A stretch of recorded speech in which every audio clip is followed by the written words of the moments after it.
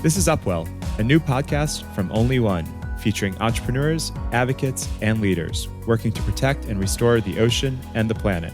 And I'm your host, Aaron Kinnery. Today we have Justine Lucas from the Clara Lionel Foundation, which invests in climate resilience and justice programs in communities across the Caribbean and in the United States. Let's dive in.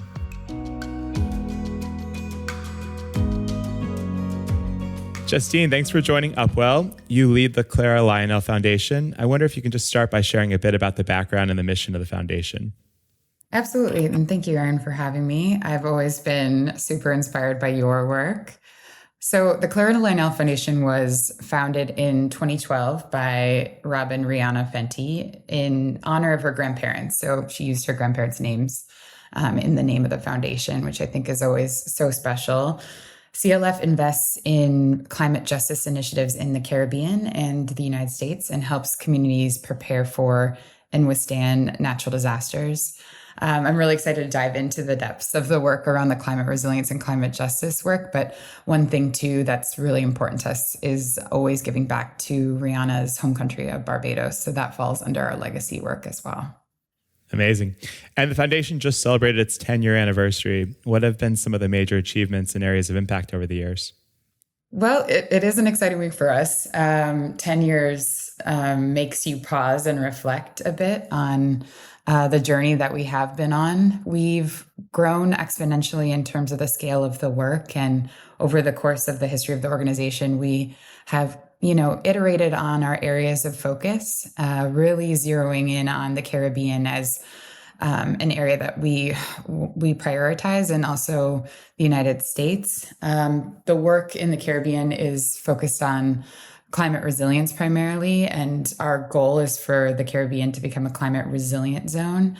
That journey has been very interesting. We started doing a lot of emergency response to natural disasters, and I think when I started in 2016, that was really a priority for the organization, but the hurricanes kept coming. And so we pivoted the work, to focus on climate resilience. And then also we learned through all the equity work that we'd done over the years that, climate justice was a priority for so many of our partners. So in 2020, we stepped into that space, and the journey has been, really exciting. Yeah, you mentioned the foundation started in emergency response and then moved into climate resilience. How do you balance the immediate needs of disaster response with some of those long-term investments in resiliency?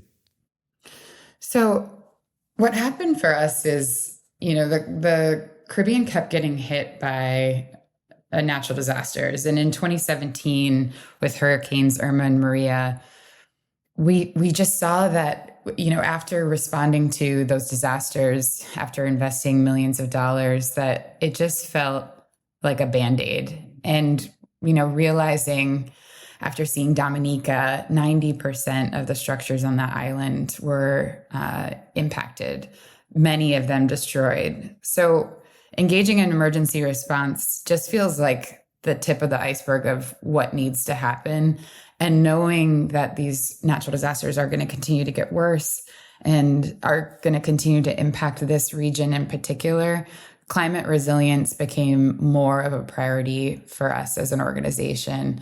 We went through a really formal process of trying to figure out what role we could play in that space. So, we are a moderately sized NGO, and we know that there's so much important work happening by governments in the region.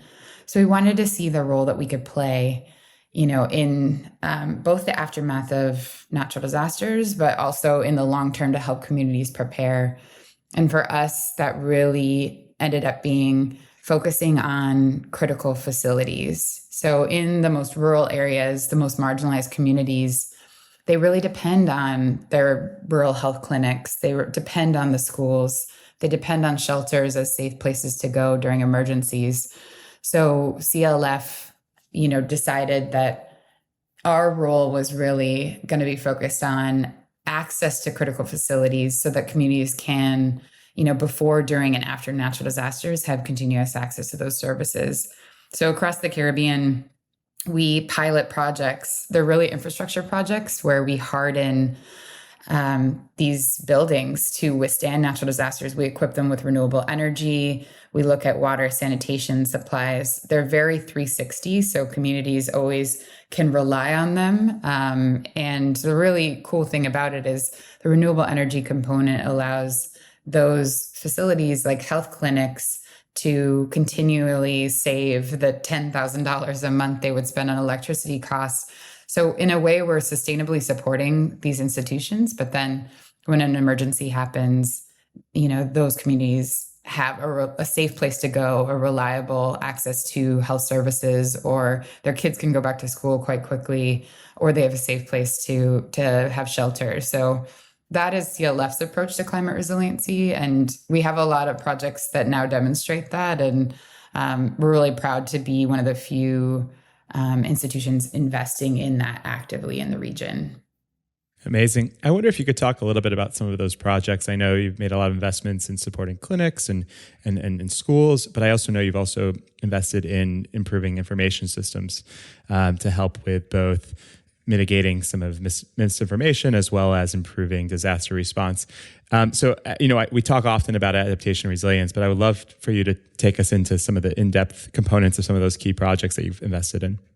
Yeah, I think some great examples of the projects that we've done, include in Dominica, we rebuilt the first 2 schools after the 2017 hurricane season. So I think that's a really good example of the intersection of emergency response and climate resilience. And those schools are now equipped with renewable energy, and they're beautiful examples of the projects. And even though it has taken a long time, we are going to sort of celebrate those projects because they are beacons of the work. And some of our first 2 projects that we did as part of the Climate Resilience Initiative. We also just completed a major reproductive health clinic project in the Dominican Republic. And it's a beautiful project. We just were there visiting it in May. It happened during the pandemic. So over the 2 years where it was very difficult to continue the work, that clinic kept going. And another really strong example of the work that we've done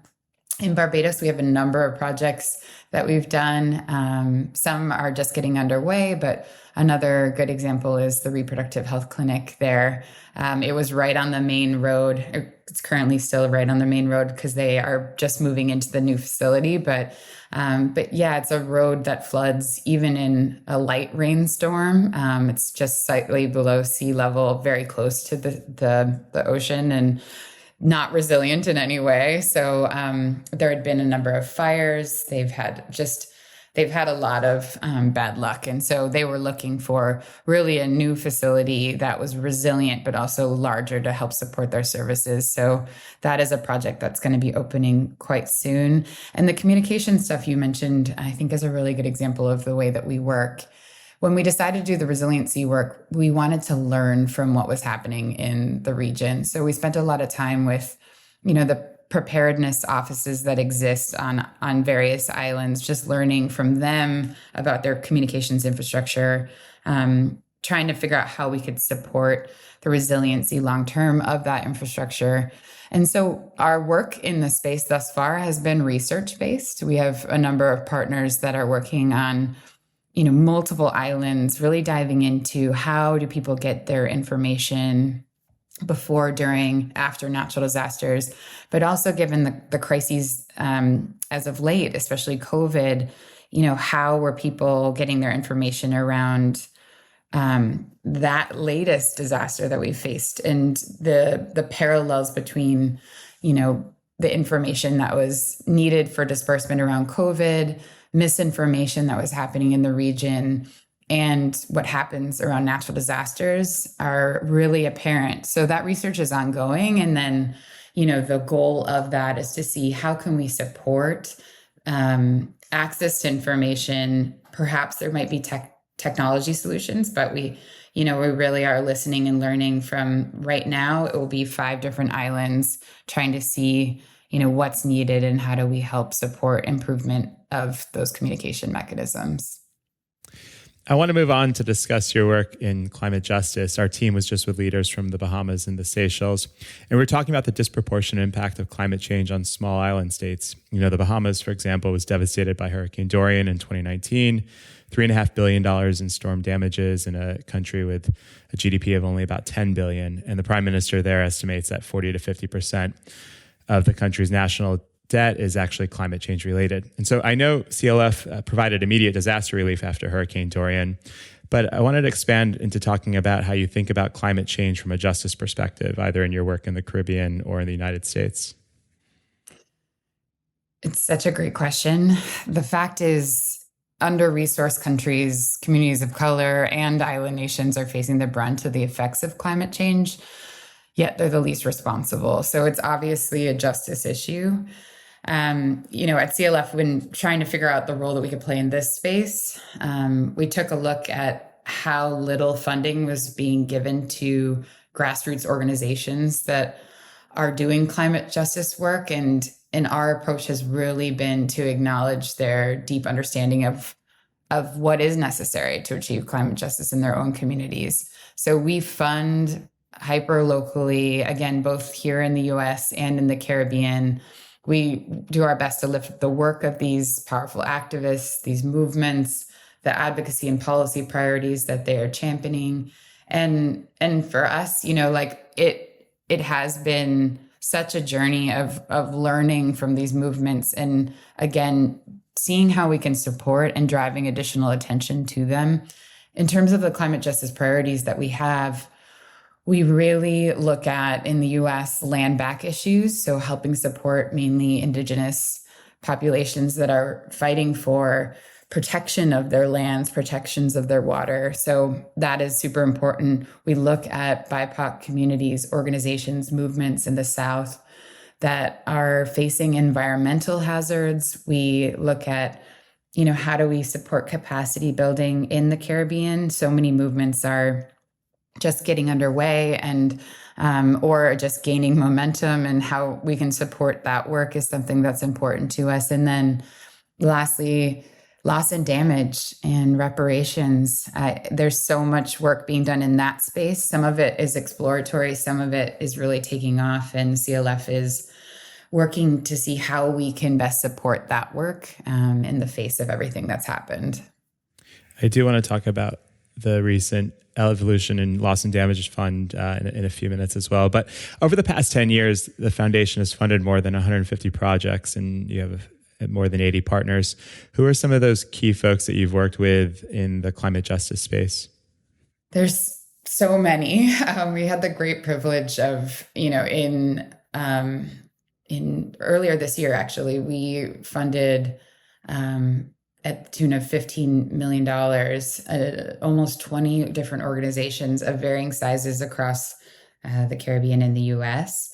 There's organizations that are larger here in the US, like Movement for Black Lives or Center for Popular Democracy, that are working on things like the Green New Deal or, working towards bigger policy change. But then there's organizations that are smaller in the Caribbean, like the Hay Campaign, that's just in Barbados, but works globally to support young people that are championing movements in their own countries, brings those folks together, helps support them. But it's born and living out of, the small country of Barbados. So we are just so excited to support organizations that are working on policy change, that are working on supporting young people. And it's such a breadth of issues. And I definitely would recommend, if you're looking to fund in that space, all of the information on all of our partners is on our website and on our social media. We try to lift up their work all the time and really try to drive additional funding, resources, energy to everything that they have going on. Great. Your background is in community organizing and grassroots advocacy, and you've done a lot of work in international development and media as well. How has this wide-ranging experience informed how you approach this work? I think you just said it very well. It started for me with the organizing and activism.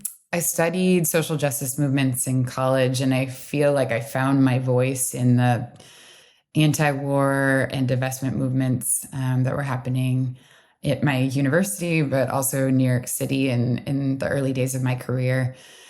And I have had a career that's been based in human rights, whether it's from access to justice in West Africa to advocacy efforts around ending extreme poverty, from my time at Global Citizen to, really saying yes to the job at Clara Lionel Foundation, because I realized that our founder's passion was in supporting folks facing the toughest challenges. Personally, nature is what grounds me. And it's really what inspires me. And I like to spend my free time exploring some of the most remote places on the planet. And I never really imagined that climate work would intersect so heavily with my career. So I sit in a lot of gratitude that I get to work on kind of the people side of climate in a space that needs far more activism on some of the most important justice issues of our time. So it feels like I've gone on this journey of working in international development, activism, all of that, the lessons I've learned and, the energy I've gained from that work now intersecting with climate in a really interesting way. It's been a great privilege. You mentioned your work has taken you to all corners of the world, and I know that listening to and learning from the local community is so critical to this effort. I wonder if there's an example where your thinking on a potential approach or solution really shifted after spending time in the community. In 2018, we were in Puerto Rico visiting a reproductive health clinic there that hadn't yet opened after the 2017 hurricane season. And we're sitting around a table listening to the stories of these women's experience through the hurricane, their experience in trying to reopen the clinic, just hearing for a few hours about the fact that that community didn't have access to that clinic, to those services, learning about all the services a more rural reproductive health clinic provides. It's not just sexual and reproductive health services. And it's not just about prenatal care, about, maternity care. It's really about so many other pieces. It is a safe place people can go. It's a place that they can access any basic health service. They were really grounded in community. And here they were, a year after the storm, and they had not yet opened. So for us, that was a brilliant experience of learning how important these critical facilities are for communities, of really learning how these issues intersect. So reproductive health access, women's rights, health access in general, and the need for climate resilience. I feel like we learned so much from that conversation, and it helped really shift the priorities for CLF from, thinking about the climate resilience of health facilities, but also thinking about intersectionality and how we support women who, really after natural disasters, the statistics show that they really get left to the last to be supported in emergency response efforts. And so for us, like learning about that intersectionality and prioritizing that as an organization, really came from originally that conversation. You mentioned your work with Global Citizen, an organization that leverages media and talent to reach, educate, and engage audiences. And it's very similar to what we're trying to do with only.one, combining content with campaigns and crowdfunding to advance ocean conservation. I wonder if you have any advice for how organizations can most effectively harness media to advance change. I feel like the thing I learned at Global Citizen, and I think the piece of work that Global Citizen really shines at, is leveraging influencers, leveraging media around specific policy moments or policy opportunities. I think the space, philanthropy, impact, nonprofit work often gets distracted by the idea of having a spotlight on the work, by the idea of having an influencer engaged, by the idea that awareness is an outcome. And I think it's important for us to shine light on, the challenges, the need for more work and energy to be put on, these spaces. But I do think that awareness for awareness' sake does not necessarily lead to outcomes. It doesn't lead to solutions. So I always say that, when you are trying to, take advantage of a media moment, whether you're, including an influencer or not, you're trying to take advantage of an event.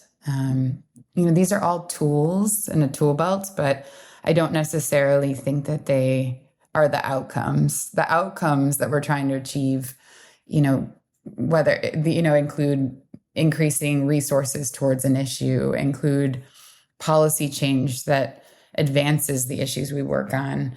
So I always think that you should look for critical moments to leverage the voices, to leverage media moments to really move things forward. And I do want to build on that a little bit. I know a big part of that work was around marshaling grassroots supporters to unlock government funding to support critical humanitarian efforts like public health and poverty alleviation. And so back to the Loss and Damages Fund, coming out of COP27, we saw the creation of this new fund. And I wonder how you think about leveraging the work of advocacy and also philanthropic dollars to unlock additional resources to support climate resilience. Is that a key part of your strategy? Should more organizations think about this? Because philanthropy can only sometimes go so far. It's such a key part of our strategy. I think I mentioned that the Caribbean becoming a climate resilient zone is a priority for CLF. We see the projects we do in the Caribbean, the climate resiliency projects, as pilots that we want to scale by increasing resources to the region for resiliency efforts. So for us, we have a founder that has a really powerful voice. And again, we channel that towards advocacy opportunities. We definitely get hit up all the time with asks for her to raise awareness of various issues as they relate to climate.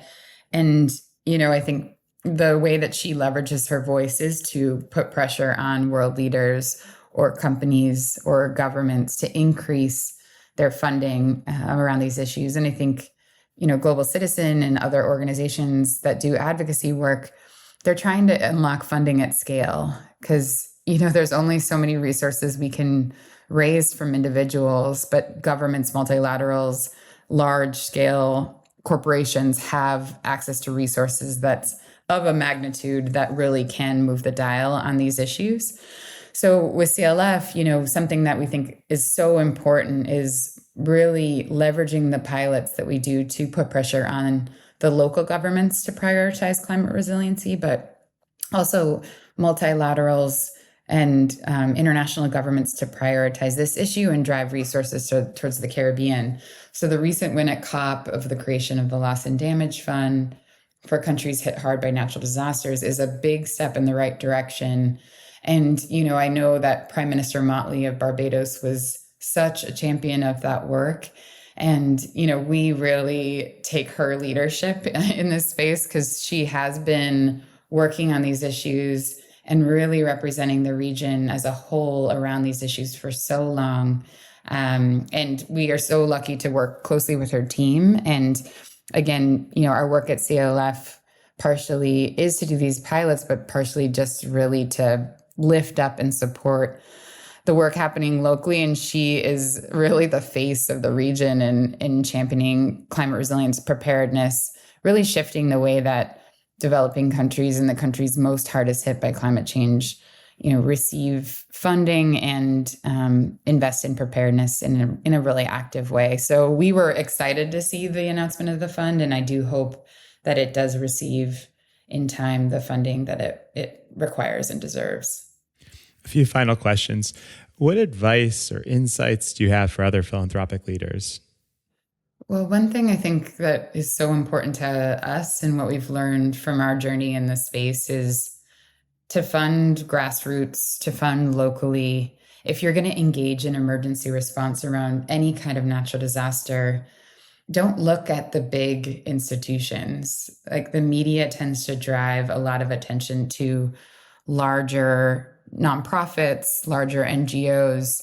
And although a lot of them do really great work, it is possible to find grassroots, hyper-local organizations that are really in community and really addressing challenges day by day. I think a good example of what CLF did post the earthquake in Haiti last year is we found 7 different local Haitian-led grassroots organizations to fund. And we were able to drive $1 million towards these like really local efforts. And people were surprised by that. Haiti has a reputation for being a difficult place to work. A lot of different organizations, funders, even the State Department reached out to us asking how we'd found these organizations, vetted them. Had we vetted them thoroughly? There was a lot of surprise to our efforts and our response there. And I don't think there needs to be surprise. Like, these orgs are in community. They're there. If you are planning as an institution to engage in any kind of emergency response efforts, there's so much work you can do on the front end. It shouldn't just be this reactionary thing where, the disaster occurs, you give out the money, you forget about it, you walk away a week later.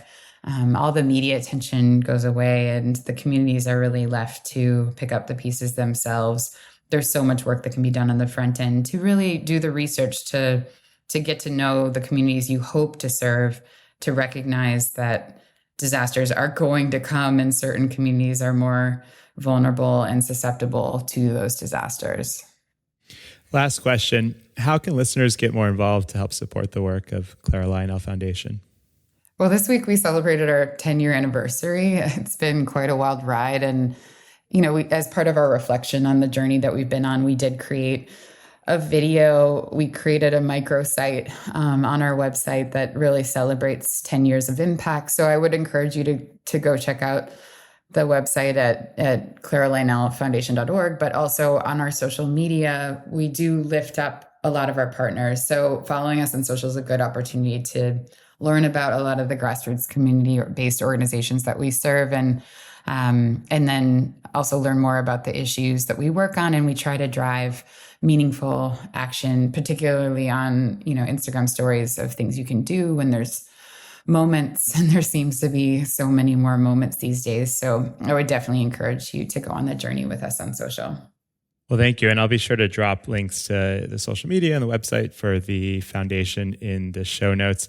Justine, thank you so much. I really appreciate you taking the time. And I also just really appreciate the work that the foundation is doing, because you don't take sort of the easy route. You spend more time and you take sort of the longer term thinking that I think is critical to build that local capacity. You have all of this incredible global attention you're able to marshal, but then you spend the time in the communities and investing in building them up and doing that as a partner with them. So I think it's fantastic. And I hope more folks look to the work that you're doing as an inspiration to fuel their work as well. Thank you so much, Aaron. Thanks so much, Justine, for sharing your work investing in the communities most impacted by climate change. I'll leave links to where you can find the Clara Lionel Foundation in the show notes, which you can find at only.one/Upwell.